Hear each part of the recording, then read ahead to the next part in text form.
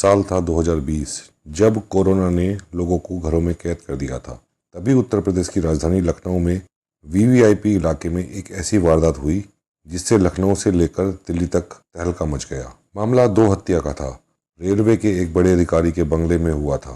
मामला इतना वीवीआईपी था कि पुलिस ने सिर्फ 3-4 घंटों में ही केस को सॉल्व कर दिया था। इसके बावजूद केस मिस्ट्री ही रह गया और आगे यह केस बाप बेटी के पाक रिश्ते को शर्मसार कर देने की हद तक पहुंच गया। आखिर क्या है इस केस की पूरी सच्चाई, हत्या क्यों हुई, किसने की और आगे पुलिस की तहकीकात में क्या कुछ सामने आया, पूरी बातों को तफ्तीश से जानने के लिए इस वीडियो में आखिर तक बने रहिए।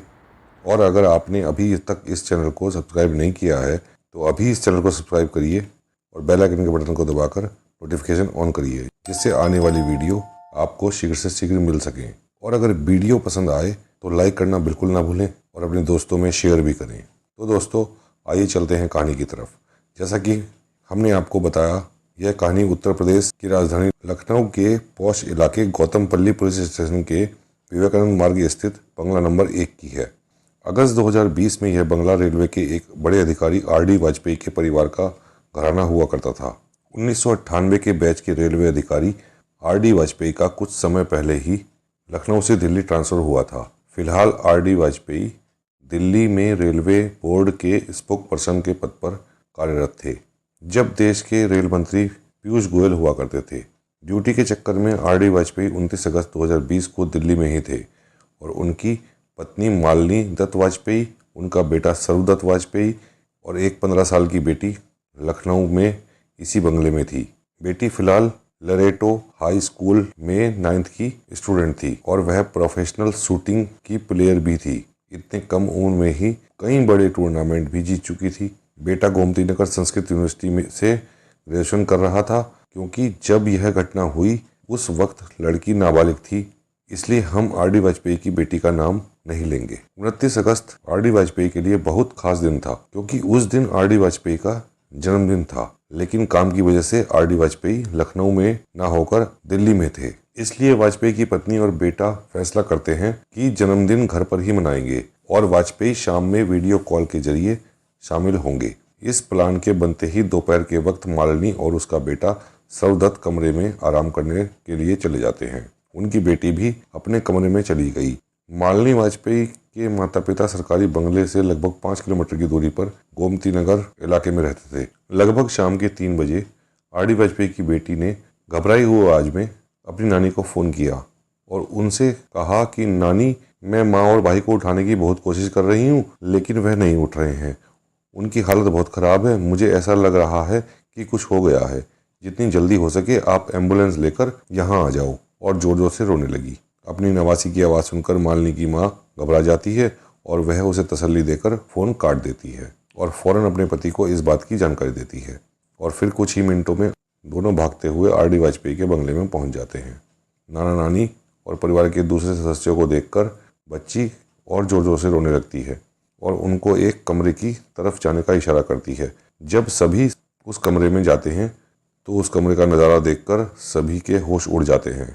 कमरे में मालिनी और उसका बेटा खून से लथपथ पड़े हुए हैं। वहां मौजूद लोग उसे जगाने की कोशिश करते हैं, लेकिन दोनों में कोई हरकत नहीं होती। हालात ज़्यादा सीरियस देखते हुए वहां लोग जो मौजूद थे जल्द ही इमरजेंसी नंबर 112 पर फ़ोन करते हैं। कुछ ही मिनट में एम्बुलेंस बंगले के अंदर आती है और इसके अलावा स्थानीय पुलिस स्टेशन में भी इसकी इत्तला दी जाती है। इत्तला मिलते ही स्थानीय पुलिस अधिकारी भी मौके पर पहुंच जाते हैं। कमरे में ही मेडिकल टीम के जरिए दोनों की जांच की जाती है और उन्हें डेड करार दिया जाता है। दोनों के सर में गोली लगी थी। इतने पॉश इलाके में एक बड़े सरकारी अफसर की पत्नी और बेटे की दिन दहाड़े हत्या कर दी थी।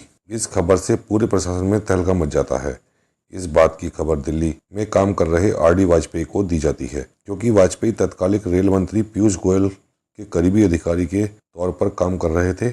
इसलिए मामले की जानकारी पीयूष गोयल को भी दी जाती है। फौरन ही पीयूष गोयल यूपी के मुख्यमंत्री योगी आदित्यनाथ को फ़ोन करते हैं और मामले की जानकारी देते हैं और उससे मामले की फौरन अवश्य कार्यवाही करने का अनुरोध करते हैं, क्योंकि इस मामले में दिल्ली और लखनऊ भी इन्वॉल्व हो चुका था, इसलिए राज्य के आला अधिकारी भी मौके पर पहुंचना शुरू हो जाते हैं। सबसे पहले डीजीपी मौके पर पहुंचते हैं और अपनी जांच शुरू कर देते हैं। घटना के समय घर में 3 सदस्य मालिनी, उसका बेटा और बेटी के अलावा एक नौकर भी था। पहले शक नौकर पर जाता है कि शायद नौकर ने तो कुछ गलत नहीं किया, लेकिन शुरुआती पूछताछ में नौकर शक के दायरे से बाहर हो जाता है। अब पुलिस दूसरे एंगल से पूछताछ शुरू कर देती है कि कहीं बाहर से आकर तो किसी ने इन दोनों की हत्या नहीं की, लेकिन जल्द ही पुलिस इस शक से भी बाहर आ जाती है, क्योंकि तहकीकात में कहीं से भी किसी बाहरी व्यक्ति के आने का कोई संकेत नहीं मिलता। इस केस में अगर कोई पुलिस की मदद कर सकता था तो वह आर.डी. वाजपेयी की बेटी थी, क्योंकि जब यह हादसा हुआ था तब वह घर पर ही थी। जब पुलिस वाले इस लड़की से पूछताछ करते हैं तो वह कुछ भी नहीं कहती, न कुछ बताती है और सारी बातें बताने से इनकार कर देती है और कहती है जब पापा आएंगे तभी मैं उनको सब कुछ बताऊंगी। जिस समय यह हादसा हुआ उस समय देश में कोरोना का प्रकोप बढ़ चुका था और हवाई जहाज का परिचालन भी बंद हो चुका था। इसलिए मामले की जानकारी मिलते ही आर.डी. वाजपेयी अपनी कार से दिल्ली से लखनऊ आ रहे थे। इधर बेटी भी जिद पर अड़ी हुई थी कि वह अपने पिता के आने के बाद ही कुछ बताएगी, लेकिन फिर भी पुलिस वाले संयम और समझदारी से जांच को आगे बढ़ाते हैं और लड़की से पूछकर जानकारी हासिल करने की कोशिश करते हैं कि पूछताछ के दौरान लड़की कुछ अजीब सी हरकतें करती है और वह घर में भूत प्रेत होने की बातें भी कहती है। इन सब बातों के दौरान पुलिस वाले नोटिस करते हैं कि लड़की अपने दोनों हाथों को छुपाने की कोशिश कर रही है और वह लगातार दुपट्टे को भी संभाल रही थी कि उसके हाथ पे किसी की नजर न पड़ जाए। लड़की की इस हरकत को देखकर पुलिस वाले उससे हाथ से दुपट्टा हटाने को कहते हैं, लेकिन लड़की ऐसा कुछ नहीं करती। फिर पुलिस के कुछ अधिकारी उसे प्यार से समझाने की कोशिश करते हैं। लड़की फिर हाथ से दुपट्टा हटाती है। उसके हाथों को देखकर वह सभी दंग रह जाते हैं। लड़की के दोनों हाथ पर कम से कम 100 कट के निशान थे और कुछ जख्म भी थे जो कि बिल्कुल ताजा थे। हथेली के जख्म को इतना ताजा था कि जैसे हथेली को किसी ने अभी अभी काटा है। हथेली पर बैंडेज बंधा हुआ था। इसके बारे में जब पुलिस उससे पूछती है साफ साफ नहीं कहती और अजीब हरकत करना शुरू कर देती है। इस बात पर जब पुलिस वाले इस लड़की के कमरे की तलाशी लेते हैं, कमरे में कुछ अजीब सी भूत प्रेत वाली किताबें मिलती हैं। बाथरूम के आईने पर डिस्क्वालीफाइड ह्यून लिखा था और इसके बीचों बीच एक गोली दागी मिलती है। घर में लड़की का लाइसेंसी पिस्तौल भी है। एक गोली सर्वदत्त के सर पर मारा गया था, दूसरी गोली मालिनी के सर पर मारी गई थी। एक गोली बाथरूम में आईने में डिस्क्वालीफाइड लिखकर उसके बीचों बीच लाया गया था। पुलिस के शुरुआती जांच में यह संकेत मिलने लगते हैं कि यह दोनों हत्याएं किसी और ने नहीं बल्कि इस लड़की ने ही की हैं। लेकिन फिर भी पुलिस वाले आर.डी. वाजपेयी के लखनऊ पहुंचने का इंतजार करते हैं। जब आर.डी. वाजपेयी लखनऊ पहुंच जाते हैं तो उनकी बेटी उनसे लिपटकर रोने लगती है और फिर उनसे कहती है कि यह जो कुछ भी हुआ है ऐसा भूत ने किया है, इसमें उसकी कोई गलती नहीं है। लड़की लगातार इधर उधर की बातें करके पुलिस को गुमराह करती है, लेकिन जब पुलिस उसके साथ सख्ती से पेश आती है तो फौरन ही लड़की ने अपनी माँ और भाई के कत्ल को कबूल कर लेती है। साथ ही वह यह भी बताती है कि घर में भूत है जिसने उसे इन दोनों को मारने के लिए कहा था। पूछताछ में लड़की यह भी बताती है कि उस भूत के बारे में पिछले कुछ दिनों से अपनी माँ और भाई को बताया करती थी, लेकिन उन लोगों ने भूत होने पर यकीन नहीं कर रहे थे। पूछताछ के दौरान यह भी खुलासा होता है कि जब मालिनी वाजपेयी और उसका बेटा आराम करने के लिए चले जाते हैं, लगभग 3 बजे के आसपास उनकी बेटी अपनी लाइसेंसी पिस्तौल लेकर अपनी मां के कमरे में दाखिल होती है और बिना किसी को कुछ बताए सीधे अपनी मां के सर पर फायर कर देती है। क्योंकि लड़की ऑलरेडी प्रोफेशनल शूटिंग प्लेयर भी थी, इसलिए उसका निशाना बिल्कुल नहीं चूकता और गोली उसकी मां के सर के बीचों बीच जाकर लगती है। वह उस वक्त दम तोड़ देती है।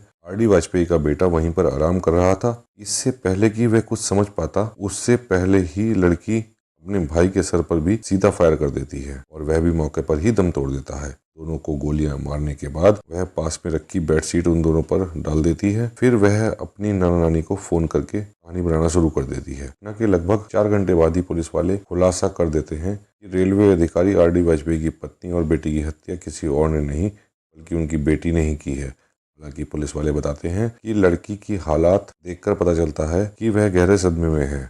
उसकी दिमागी हालत ठीक नहीं है। उसने डिप्रेशन की हालत में ही अपनी माँ और अपने भाई की हत्या की है। पुलिस यह भी बताती है कि लड़की की दिमागी हालत इतनी ज़्यादा खराब है कि पिछले कई दिनों से वह खुद को ही जख्मी कर रही है। पुलिस लड़की के पास से ब्लेड और रेजर बरामद करती है, जिससे वह अपना हाथ काटा करती थी। इस मामले में आर.डी. वाजपेयी पुलिस के सामने अपना बयान दर्ज कराते हैं और वह अपने बयान में अपनी बेटी को अपनी पत्नी और अपनी बेटे की कातिल मानने से इनकार कर देते हैं और वह यह दावा करते हैं कि बेटी ने यह हत्याएं नहीं की हैं, बल्कि किसी बाहरी व्यक्ति ने घर में घुसकर यह हत्याएं की हैं। इसलिए वह हत्या का आरोप अज्ञात पर लगाते हुए एफआईआर दर्ज कराते हैं।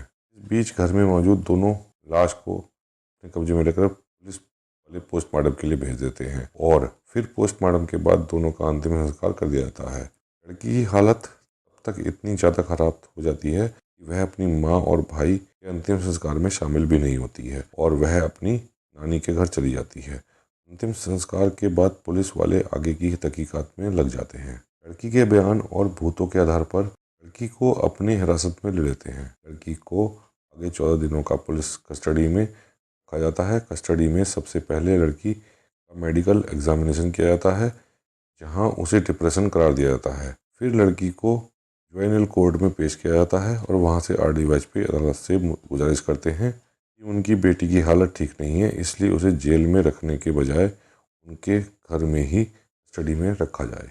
कोर्ट वाजपेयी की इस दरख्वास्त को मान लेता है और फिर लड़की को उसके घर में ही कस्टडी में रखा जाता है। साथ ही सिविल ड्रेस में पुलिस वाले भी उस घर में तैनात दिए जाते हैं। इस मामले में पुलिस आगे कुछ नहीं कह पाती क्योंकि लड़की की हालत दिमागी तौर पर बहुत ही ज़्यादा खराब थी। उसका इलाज साइकेट्रिस्ट के जरिए किंग जॉर्ज मेडिकल कॉलेज में शुरू हो जाता है। आगे इस केस में लड़की के खिलाफ ज़्यादा कुछ नहीं होता और जल्द ही उसे द्वारा बेल मिल जाती है और फिर कुछ ही महीनों के बाद लड़की अपने पिता के पास दिल्ली रहने चली जाती है।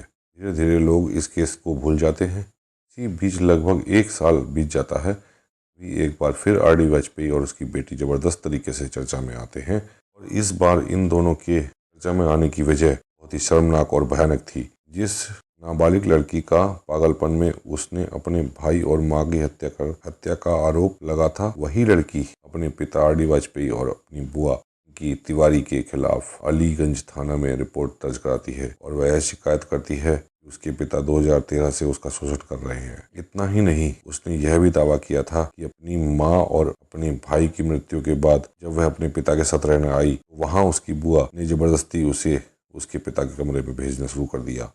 लड़की अपने पिता और अपनी बुआ के खिलाफ इतने गंभीर आरोप लगाती है कि उसके पिता और बुआ के खिलाफ पास्को एक्ट के तहत मुकदमा दर्ज कर लिया जाता है। साथ ही उन पर छेड़छाड़ और बाकी धाराओं के तहत भी मामला दर्ज किया जाता है। चूंकि बेटी ने अपने पिता और बुआ के खिलाफ मामला दर्ज कराया था, इसलिए मामला दर्ज होने के बाद यह दोनों आरोपी स्थानीय अदालत में जाकर अरेस्टिंग स्टे ले आते हैं। यानी अब पुलिस चाहकर भी इन्हें गिरफ्तार नहीं कर सकती। अब इस केस को मौजूदा हालत की बात की जाए तो अदालत में साबित हो जाता है कि लड़की ने डिप्रेशन में आकर ही अपनी मां और भाई का कत्ल किया था, इसलिए उसके साथ कोई सख्त से कार्रवाई नहीं की जाती। मामला आज भी अदालत की फाइलों में पड़ा हुआ है। वहीं लड़की ने जो इल्जाम अपने पिता और बुआ पर लगाया था, इस मामले में दोनों को आरोपी बनाते हुए 2022 में पुलिस चार्जशीट फाइल कर देती है। फिलहाल यह मामला भी अदालत में ही है। दोस्तों, इस कहानी को सुनकर आपको कैसा लगा, कमेंट बॉक्स में कमेंट लिखकर जरूर बताएं। जय हिंद, जय भारत। जाने से पहले मेरे चैनल को सब्सक्राइब करके जाएं, नोटिफिकेशन बेल दबाकर नोटिफिकेशन ऑन करें, जिससे आने वाली कहानियां शीघ्र से शीघ्र आपको मिल सकें। जय हिंद, जय भारत।